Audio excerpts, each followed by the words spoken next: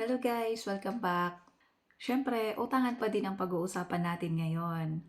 So, meron akong sinubukan dito guys na loan application. Ito ay si Peso Loan. Ipapakita ko sa inyo yung repayment plan at kung paano yung interest nila.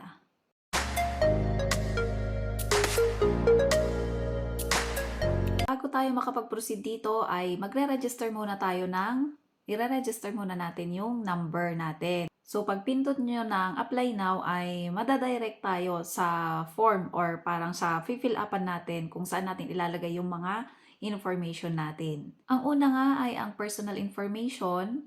Meron silang drop-down list dyan. Pwede nyong piliin na lang kung ano yung mga tugma sa information nyo.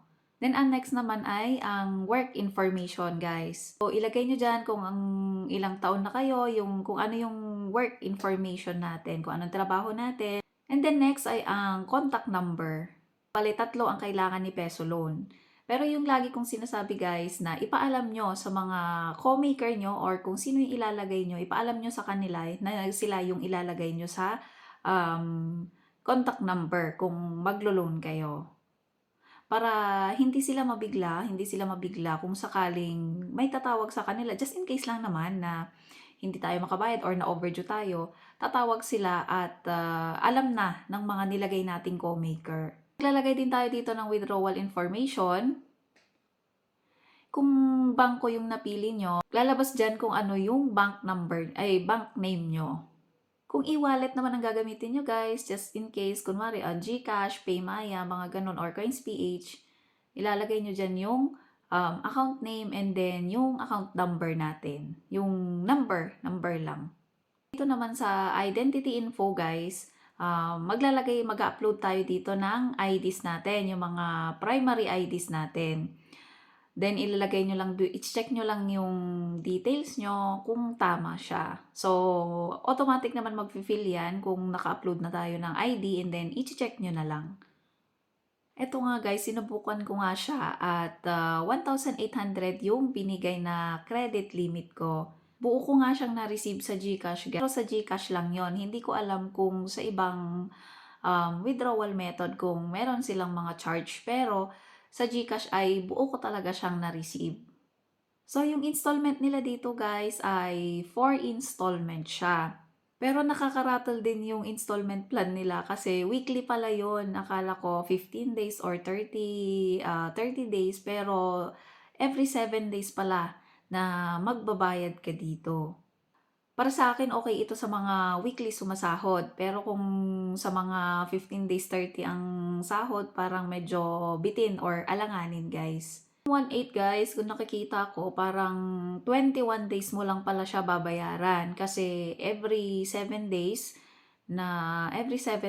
ang bayaran. Hinati-hati nila ito into 4. Ini-split nila into 4 yung babayaran natin. Pero mataas pa din yung first installments natin. And pababa pa ng pababa hanggang mabayaran natin yung 1.8. Nung nabayaran ko yung, di ba, nag-loan ako ng 1.8, nabayaran ko na yung third loan ko, na-waive na yung 25 pesos, na-waive na yung 25 pesos na pang 120 days daw. Na-disappoint lang ako dun sa penalty nila guys kasi wala pang 24 hours na due ako. Ilang oras lang yun. Kunwari, 1 hour lang yun kasi galing akong duty, hindi ko pa siya nabayaran. Nag-add agad sila ng 17 pesos. Grabe din. Grabe din sila makabantay talaga sa loan. Ano?